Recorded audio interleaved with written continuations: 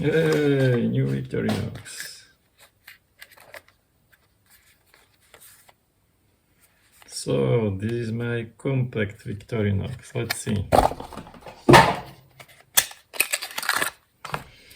Wow, 2-layer Victorinox. Fits well in the pocket. Difference between this and this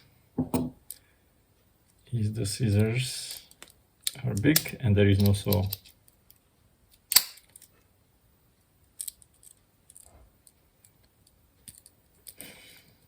In theory, one could make a small saw here.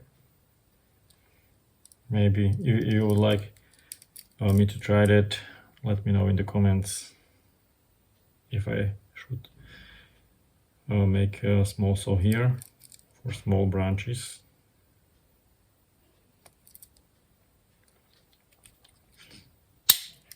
It seems right now I'm a really big fan of 2-layer Victorinoxes because they fit well in the pocket.